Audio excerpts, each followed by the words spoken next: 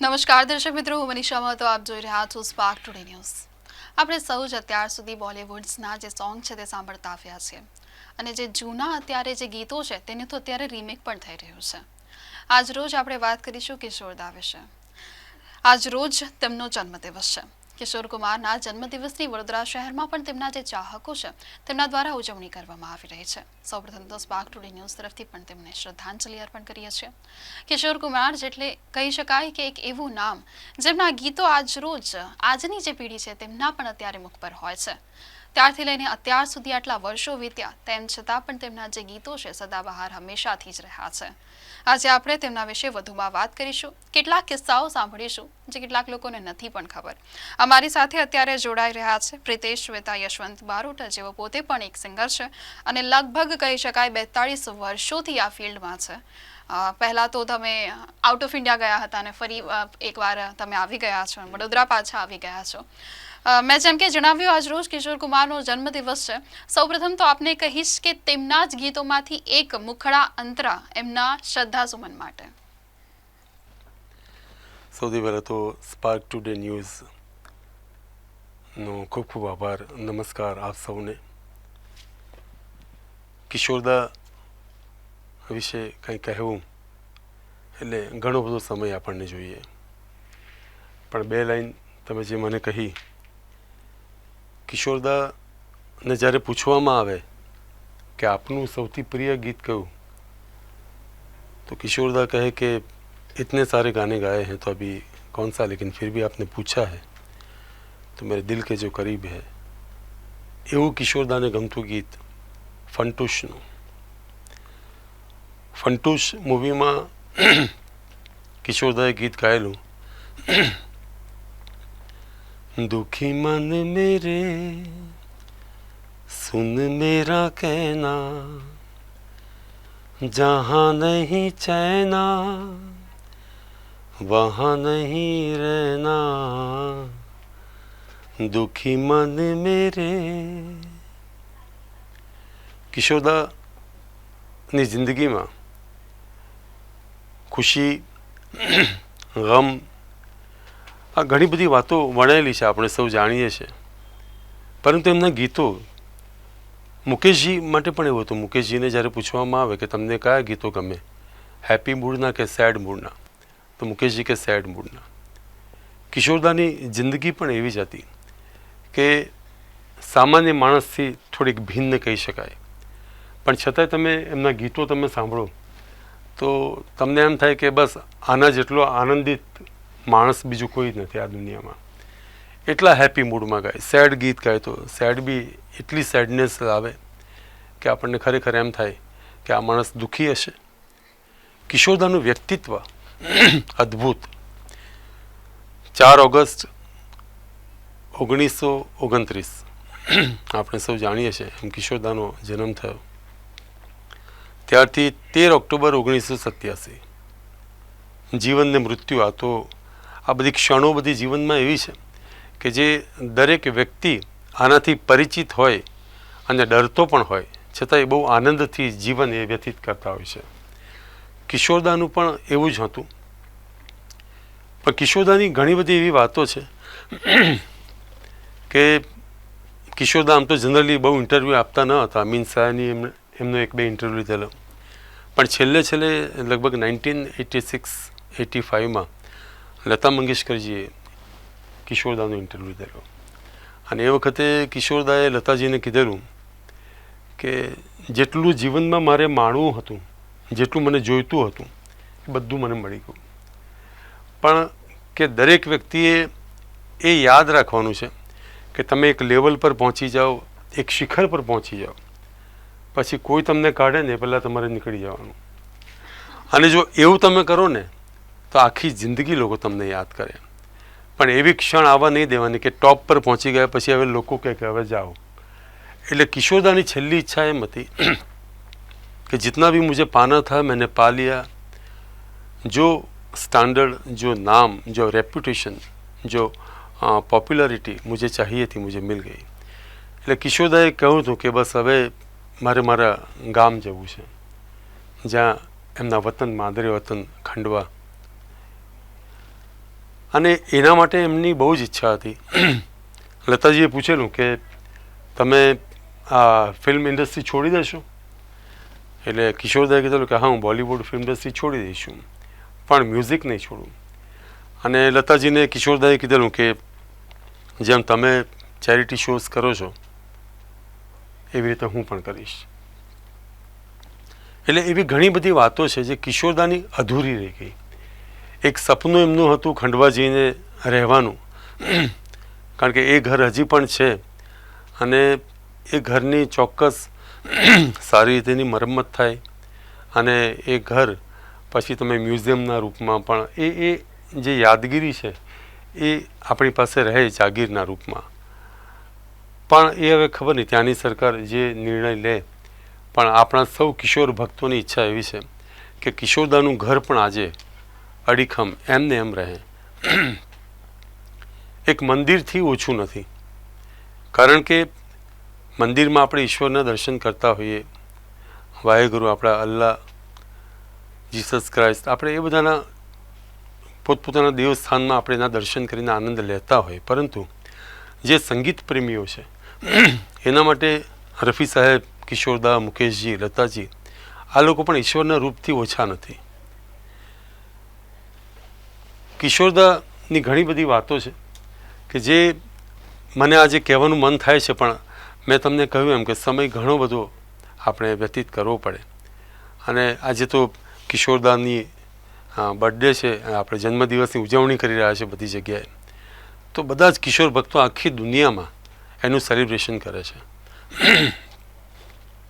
આપ અત્યારે જે રીતે જણાવી રહ્યા છો, કંઈ વાંધો નહીં, આપ પણ પોતે એમને મળી ચૂક્યા છો. તમામ જે લોકો છે, આપ છેલ્લા 42 વર્ષથી આ ફિલ્ડમાં છો. કિશોરદા વિશે વધુમાં જણાવશો? તેમના એક્ટર જે લોકો હતા જેમના માટે તેમના દ્વારા ગીતો ગાવામાં આવ્યા છે, તે લોકોનું તેમના પ્રત્યે શું મંતવ્ય હતું? કારણ કે તે તો ઘણા દાયકાઓ સુધી તેમના દ્વારા ગીતો ગાવામાં આવ્યા છે. એક બાદ એક, જેમ કે આપે કહ્યું, મને 42 યર્સ, 42 વર્ષ આ લાઈનમાં થયા, અને મેં લાસ્ટ ટાઈમ પેલા 4 વર્લ્ડ રેકોર્ડ કરેલા ત્યારે ઘણી બધી મેં મારા શરૂઆતના કરિયરની મેં વાત કરેલી. કિશોરદાને લગભગ 85માં હું મળવા ગયેલો. હું તે વખતે મુંબઈના ગ્રુપમાં, એટલે કે એ વખતે તો બોમ્બે કહેતા હતા આપણે, બોમ્બેના ગ્રુપમાં કામ કરતો. અને અઠવાડિયામાં 1 કે 2 શો હોય, બાકીના દિવસે તમે ફ્રી હો. પછી પૂના અને મહારાષ્ટ્રની બોર્ડર પર ને કેરેલા સુધી અમે શો કરતા. પણ જ્યારે બોમ્બેમાં હું હોઉં અને મારી પાસે ટાઈમ હોય એટલે સીધો હું જુહતારા રોડ પહોંચી જાઉં, ગૌરી કુંજ, અને ત્યાં 2-3 કલાક સુધી બહાર ઊભો રહું, કિશોરદાના ઘરની બહાર. કે કદાચ કિશોરદા ચાલતા તો આવવાના હતા ને, એ કારમાં જ આવે, પણ એ ક્યાંક આવે જાય અને મને એમના દર્શન થઈ જાય. એટલે એના માટે હું ત્યાં ઊભો રહેતો. પણ એક વખત બન્યું એવું કે મારા પપ્પા મને એકવાર જુહતારા સાઈડ મને ફરવા લઈ ગયા, કારણ કે પપ્પાએ બોમ્બે જોયેલું હતું. અને જોગાનું જોગ બન્યું એવું કે સદનસીબ, મારું સૌભાગ્ય, કે એ જ વખતે કિશોરદા ગેટની બહાર આવેલા. અને જનરલી તો જતા રહે, પણ ખબર નહીં, મારું નસીબ સારું, મારા પપ્પાએ હાથ કર્યો, મેં હાથ કર્યો, કિશોરદાની ગાડી ઊભી રહી અને કિશોરદા બહાર નહોતા આવ્યા, પણ ગ્લાસ ખોલ્યો એમણે. એટલે પપ્પાએ એમને વાત કરી કે મારો આ દીકરો છે અને તમારા ગીતો ગાય છે. એટલે હું બહારથી આમ નમેલો અને મને આ ડાબા ખભે કિશોરદાએ હાથ અડાડેલો. એ એમના આશીર્વાદ છે. પણ એ વખતે સ્માર્ટફોન ને બધું હતું નહીં, એટલે આપણી પાસે કોઈ કલેક્શન કે એવું કંઈ મેમરી છે નહીં. પણ કોકને કહીએ અને સાચું માને એ આપણું સદભાગ્ય. ત્યાર પછી ઘણા બધા શોઝ મેં કર્યા, પણ જે આપે પૂછ્યું એમ કે એ વખતે કિશોરદાએ જેમના માટે સોંગ્સ ગાયા, એ લોકોનું કહેવું શું હતું? આ બધી વાતો એવી છે કે આપણને યુટ્યુબ ને ઇન્ટરનેટ પર બધું મળતી હોય, પણ આ બધી વાતો હું અત્યારે તમને જે કહું છું એ ભલે યુટ્યુબ પર હશે, પણ મેં ત્યાંથી સાંભળીને હું નથી કહેતો.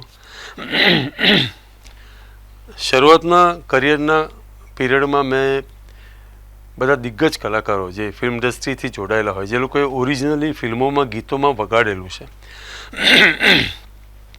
એવાની સાથે બહુ મેં કામ કર્યું. અને જ્યારે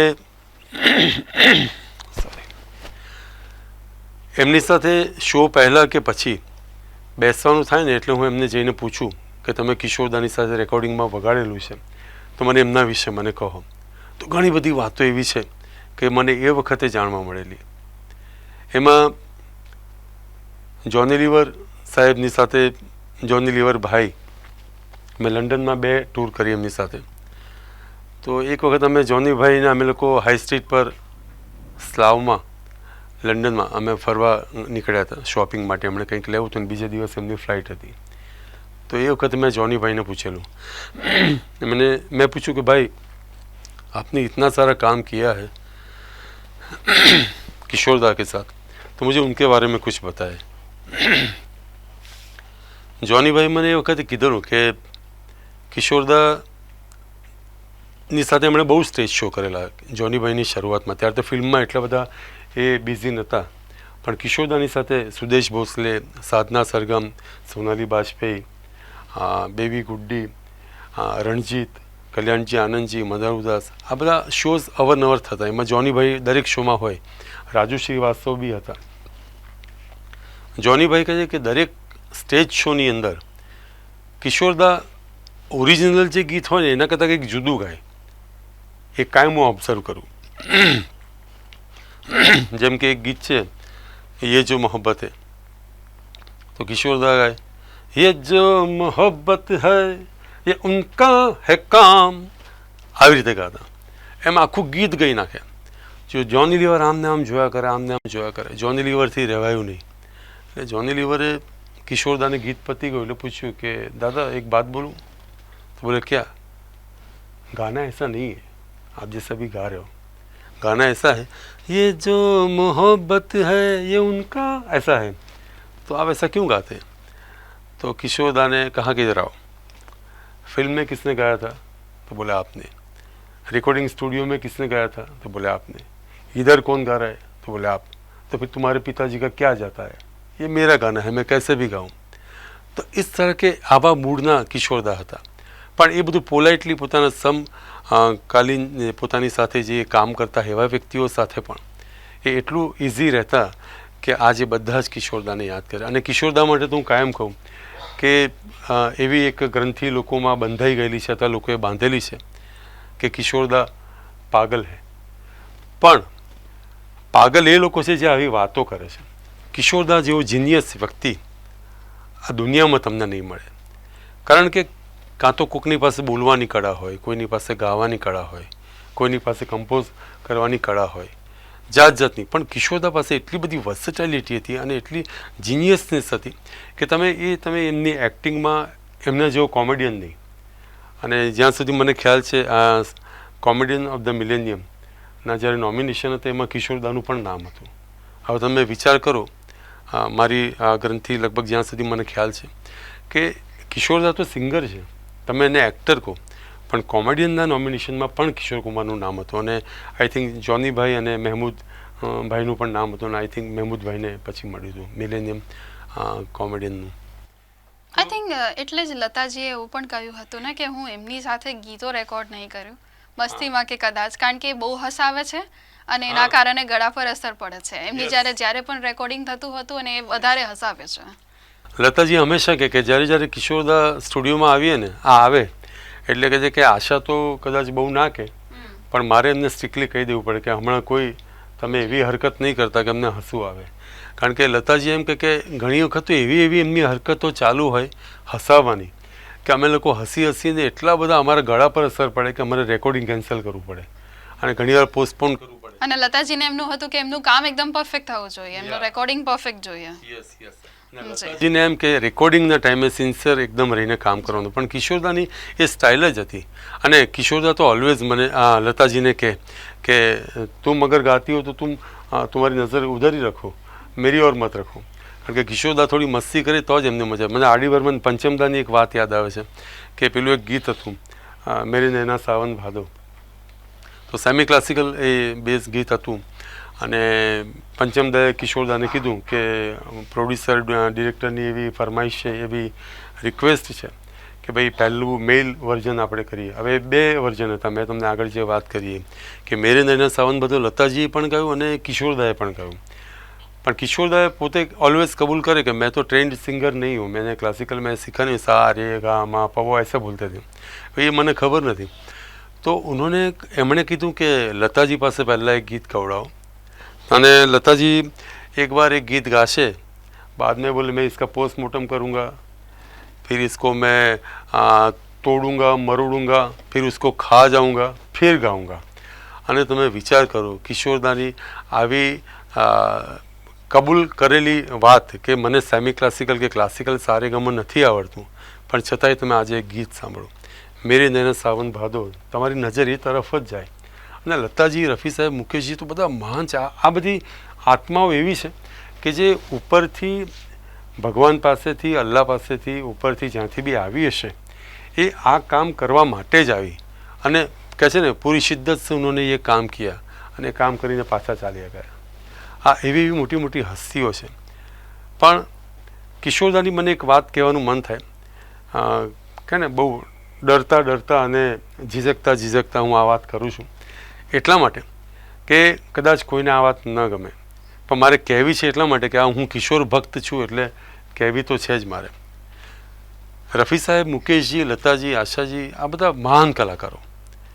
આ બીજા કિશોર કુમાર નહીં આવે, બીજા લતાજી નહીં, બીજા રફી સાહેબ નહીં, મુકેશજી નહીં, પણ બોલિવૂડ હિન્દી ફિલ્મ ઇન્ડસ્ટ્રીમાં જેટલા પણ ગીતો એવા છે કે જેના બે વર્ઝન થાય.